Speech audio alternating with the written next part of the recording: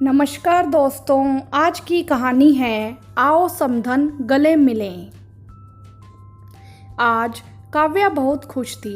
खुश भी क्यों ना हो, इतने दिनों से ढूंढते ढूंढते आखिर आज उसकी बचपन की प्रिय सहेली अर्पिता जो फेसबुक पर मिल गई थी। खुशी तो पहले ही मिल गई थी, दोनों ही मिलकर अर्पिता की तलाश कर रही थी। आज सफलता मिल ही गई। शाम को ऑफिस से रोहित घर आए तो नाश्ता करके काव्या ने खुश होकर यह खबर रोहित को दी। तभी आज मैडम ने खुश होकर इतना अच्छा नाश्ता बनाया है। मयंक भी रोहित की बात में हाँ मिलाते हुए हंसने लगा। काव्या ने थोड़ा सा गुस्से से बोला, अच्छा जी, वैसे तो मैं तुम लोगों को कुछ बनाकर देती ही नहीं, और गुनगुनाते हुए टेबल पर से नाश्ते के बर्तन समेटने लगी। काव्या, अर्पिता और खुशी तीनों ही बचपन से लेकर ग्रेजुएशन तक साथ साथ पढ़ी थी। तीनों की दोस्ती बचपन से लेकर किशोरावस्था की गलियों से गुजरती हुई युवावस्था में पहुंच गई थी। स्कूल से लेकर कॉलेज तक इन तीनों की दोस्ती के बहुत चर्चे होते थे। टीचर्स ने तो इनको त्रिदेवियां नाम भी दे दिया था, क्योंकि तीनों क्लास में एक ही साथ बैठती, हर प्रोग्राम में साथ साथ भाग लेती और साथ ही बैठकर पढ़ाई भी करती थी। ग्रेजुएशन पूरी होते ही काव्या की शादी हो गई। 2 साल के बाद खुशी का भी विवाह हो गया। अर्पिता के पिता किसान थे, उसके विवाह में समय लग गया। शुरू में तो काव्या और खुशी मायके आती थी तो अर्पिता से जरूर मिलती थी। फिर अर्पिता की भी शादी हो गई। यह लोग अपनी अपनी गृहस्थी में व्यस्त हो गए, जिसकी वजह से पहले जो पत्र से इन लोगों का संपर्क होता था वह कम होते हुए बिल्कुल ख़त्म हो गया था। लेकिन जब मयंक थोड़ा समझदार हुआ तो काव्या ने फेसबुक खोलना शुरू किया। खुशी तो उसे पहले ही मिल गई थी, क्योंकि उसका विवाह उसी शहर में हुआ था। लेकिन अर्पिता शादी के बाद दिल्ली चली गई थी, बस इतना ही पता चल पाया था। फेसबुक पर दोनों सहेलियों ने बहुत तलाशा था, तब जाकर आज अर्पिता मिल पाई। काव्या ने तुरंत ही मैसेंजर पर त्रिदेवियां नाम से ग्रुप बना दिया और चैटिंग शुरू कर दी।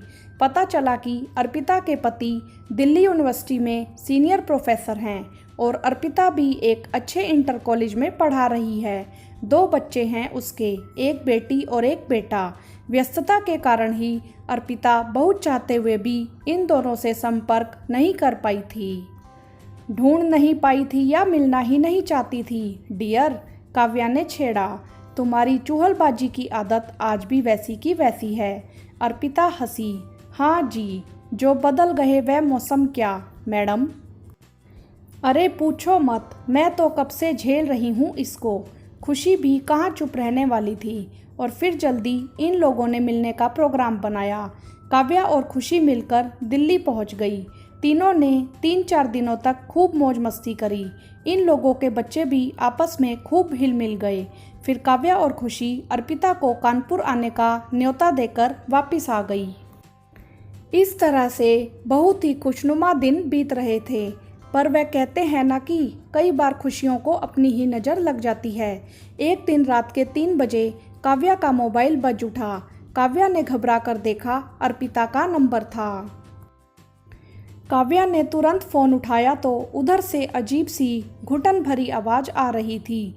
काव्या पागलों की तरह हेलो अर्पिता बोले जा रही थी, लेकिन उधर से कोई बोल नहीं रहा था, बस कोई घुटी सी आवाज़ आ रही थी। काव्या ने अर्पिता के पति के मोबाइल पर कॉल किया तो उधर से उसके बेटे ने फ़ोन उठाया। वह तो ज़ोर ज़ोर से रो रहा था और बस उसने इतना ही कहा, मासी, पापा को कुछ हो गया है, वह बोल नहीं रहे हैं। काव्या को तो कुछ समझ नहीं आ रहा था कि वह कैसे पूरी बात पता करे। उसने फिर से अर्पिता के फ़ोन पर कॉल किया। अब उसकी बेटी ने फ़ोन उठाया। जो खबर दी उसको सुनकर काव्या तो बैठ ही गई।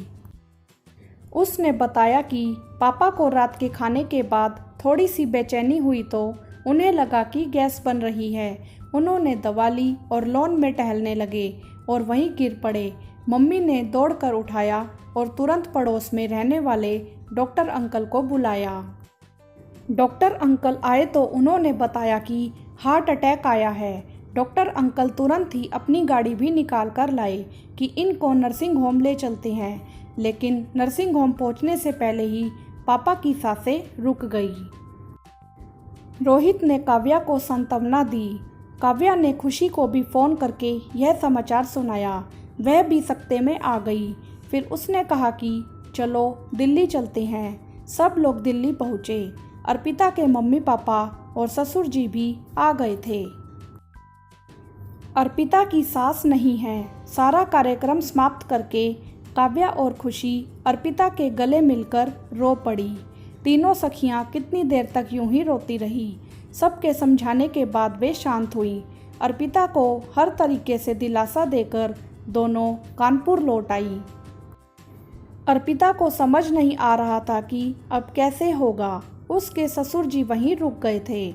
उन्होंने भी अर्पिता को संभाला और खूब समझाया कि बेटा, यह बच्चे अब तुम्हारी जिम्मेदारी है। तुम ऐसे ही हिम्मत हार गई तो इनको कौन संभालेगा। अर्पिता रो पड़ी। पापा जी सुमित कैसे मुझे मझधार में छोड़कर चले गए। अर्पिता जॉब तो कर रही थी। सुमित के फंड का जो पैसा मिला उसे उसने दोनों बच्चों के नाम फिक्स करा दिया। एक छोटा सा फ्लैट तो सुमित ने खरीद ही लिया था, तो सर पर छत भी थी। बस चिंता थी तो दोनों बच्चों की।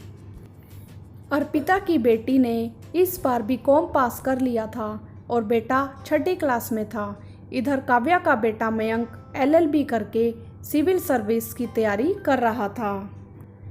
शीघ्र ही उसका सिलेक्शन सेल्स टैक्स ऑफिसर के रूप में हो गया था। अर्पिता की बेटी निक्की भी सिविल सर्विस की तैयारी करना चाह रही थी, तो मयंक फ़ोन से उसका बखूबी मार्गदर्शन कर रहा था, जिससे निक्की को बहुत फ़ायदा मिल रहा था। दोनों सखियां अर्पिता को देखकर बहुत दुखी होती थी, क्योंकि वह अपनी बेटी के भविष्य को लेकर बहुत चिंतित रहती थी। इसी वजह से कभी कभी उसे अवसाद भी घेर लेता। मयंक को जॉब ज्वाइन किए 6 महीने बीत गए थे। काव्या के मन में कुछ दिनों से कुछ विचार चल रहे थे। फिर एक दिन उसने मयंक और रोहित को बिठाकर बात की। उसने मयंक से पूछा कि अगर उसका रिश्ता निक्की से करवा दे तो उसे कोई ऐतराज़ तो नहीं है। मयंक ने कहा कि मुझे तो कोई ऐतराज़ नहीं है मम्मी, लेकिन निक्की भी अभी तो तैयारी में लगी हुई है। फिर अर्पिता मासी मानेगी या नहीं। काव्या ने कहा बेटा, सबसे पहले तुमसे पूछना ज़रूरी था, क्योंकि तुम्हारी ज़िंदगी और तुम्हारी खुशी का सवाल है। बाकी तो मैं संभाल ही लूँगी। अगले ही दिन काव्या दिल्ली के लिए निकल पड़ी, क्योंकि अर्पिता की भी 2 दिन की छुट्टियां थीं। काव्या पहुंची। दोनों सखियां फिर से भावुक हो उठी। दोपहर तक खुशी भी आ गई। लंच करते करते काव्या ने कहा कि मैं इस बार कुछ खास मकसद से आई हूँ।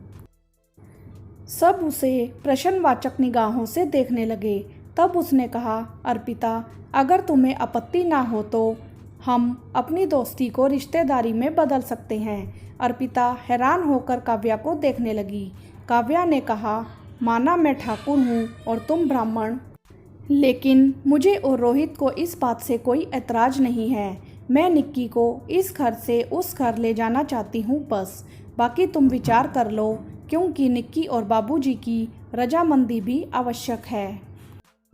जब अर्पिता ने अपने ससुर के सामने यह बात रखी तो वह बोल उठे, बेटा, तुम बहुत ही खुशनसीब हो कि तुमको इतनी अच्छी सहेलियाँ मिली हैं। इसमें ऐतराज़ की कोई गुंजाइश ही नहीं है, क्योंकि हर माँ को यही फिक्र होती है कि उसकी बेटी को कैसा घर मिलेगा, और मयंक तो हीरा है।